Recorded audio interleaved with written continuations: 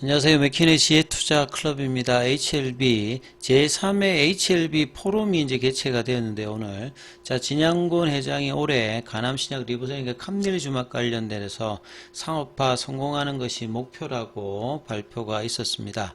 HLB 주가는 이제 전일 대비해서 강보합세인 53,300원의 정규장에서 마감됐는데요. 내용 한번 살펴보겠습니다. 오늘 HLB 관련되는 기사가 아침부터 많이 나왔습니다. 그래서 공통적인 부분들 주로 이제 리보셀에 관련되는 부분 내용 중심으로 한번 살펴보겠습니다. 자, 진양곤 HLB 회장이 내년까지 가남, 단가남, 그러니까 내년까지는 이제 담가남 관련되는 부분의 어떤 내용이고 가남은 이제 올해입니다. 올해. 그래서 계열 내 계열사들이 상장사도 뭐 한 10개 정도가 되고 계열 뭐 임직원 수만 하더라도 한 2,000명 정도 되니까요. 이 포럼이라고 하는 뭐 주제 발표를 하고 공개적으로 뭐 토의하는 그런 부분들인데요. 오른쪽에 이제 사진에 보면 2025 도약, 2030년 비상, HLB 미래를 그리다 해서 3회째 이제 개최가 되었는데요. 그 2023년도에는 이제 인천 쪽에서 이제 개최가 되었고, 이제 작년도에는 사실 이제 5월 달에 CRA를 맡고 난 다음에 항서제약의 프랭크 지양 부사장이 오면서 상당히 이제 좀 핫했던 부분이었습니다. 그래서 올해도 지금 이제 두 번째 CRA를 3월 달에 받았기 때문에 지금 이제 리서브션 관련되는 부분의 어떤 불확실성이 언제쯤 뭔가 해결이 되느냐 이런 어떤 시기상에서 항서제약의 어떤 관련되는 인사가 작년같이 참석을 했다면 굉장히 좀 중요한 어떤 시장 인포메이션이 좀 나올 수 있는데 그런 어떤 내용은 올해의 어떤 구성에는 지금 행사에서는 뭐 기사로 보면 나와 있지는 않습니다.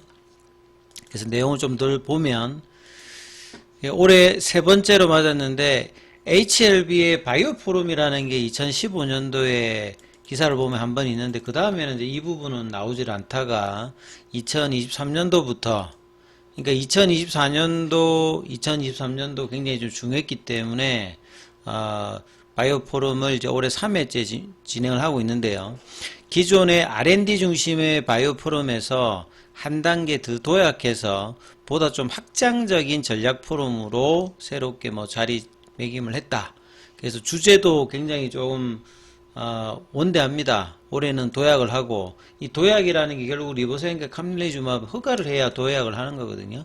그렇게 해야 2030년도에 이제 비상도 리보세라님이 베스트 인 클래스로 가남 시장에서 매출 1조 그다음 피크 매출 3조까지를 해야 2030년도에 이제 비상이 나올 수 있는 부분들이겠죠.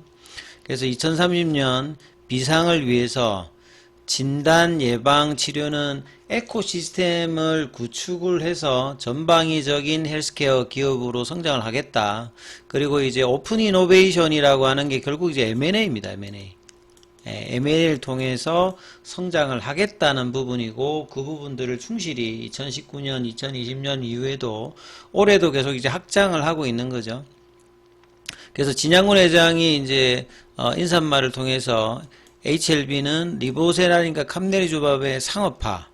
그 다음에 이제 하반기 연내에 그 엘레바 테라피틱스가 릴레이 테라피틱스로 이제 라이센스 인해온 리라 푸그라티닉 관련되는 부분 여기는 이상만 가지고도 그 허가 신청이 가능합니다. FDA에서 뭐 권고를 그렇게 받았기 때문에 여기에 또 막바지 임상 개발에 매진하고 있다. 그래서 가장 뭐 중요한 것은 간암 관련되는 신약의 규제 허가를 받고 상업화를 성공시키는 거거든요. 그래서 진양곤 회장의 이제 워딩에 보면 어느 한 시점만 보면 실패와 좌절로 가득해 보일 수도 있다. 이거는 뭐 작년도 올해 이제 CRL이 나와서 그 순간들일 거고요. 긴 시간을 본다면 결국 이제 FDA 허가를 받아서 상업화에 성공한다로 보면 이제 우리는 계속 성장해 왔다.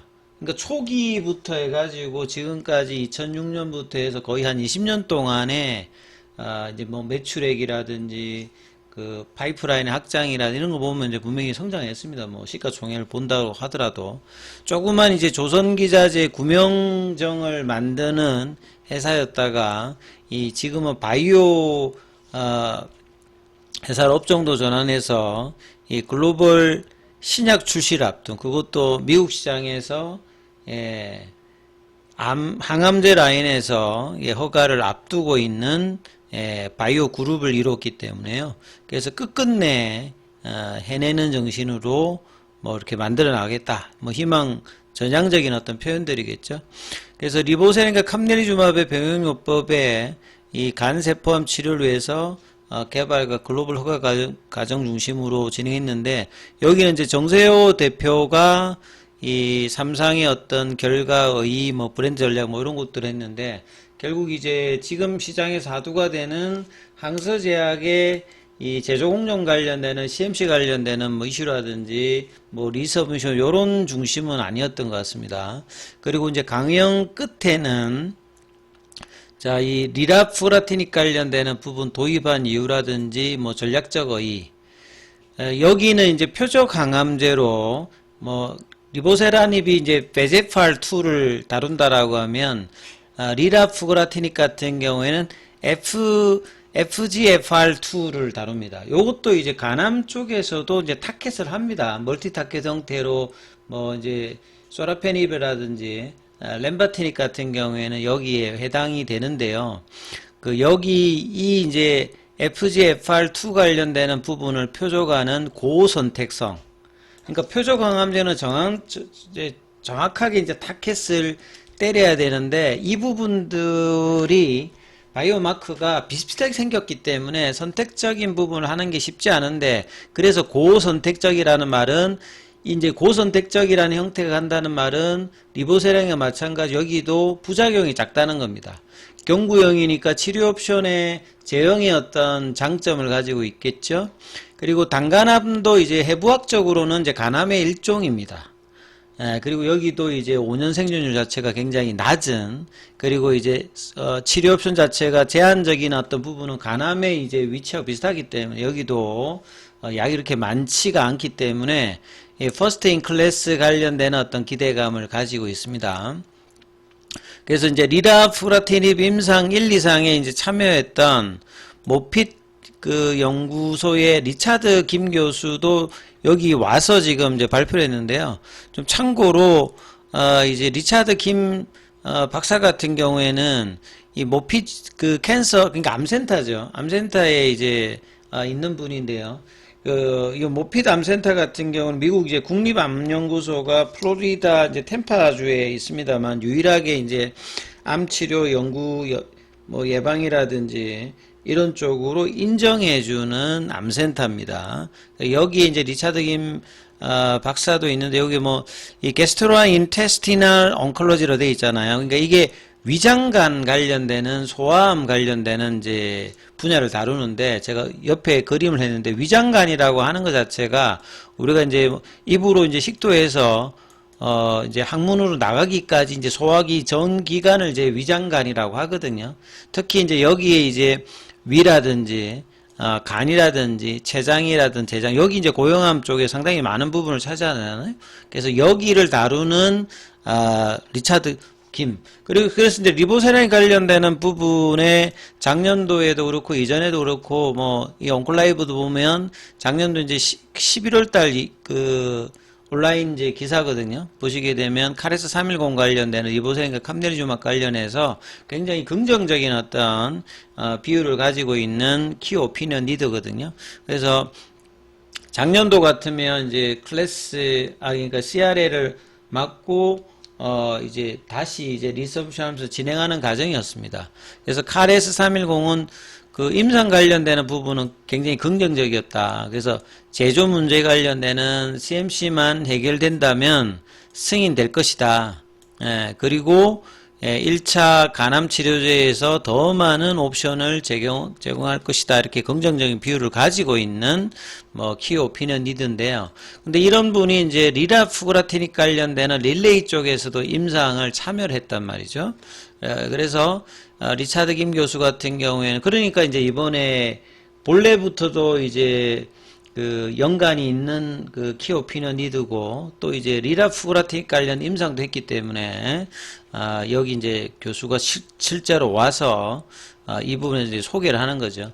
리라프그라틱 같은 경우에는 여기만 선택적, 그러니까 요게 기술이 뛰어난 겁니다. 보통은 이제 멀티 타켓으로 하다가 싱글 타켓으로 하는 것 자체가 이게 선택성이 높다고 하는 것 자체가 부작용이 낮출 수가 있고 효과가 이제 뛰어날 수 있기 때문에 이게 기술이 이제 좋은 거죠.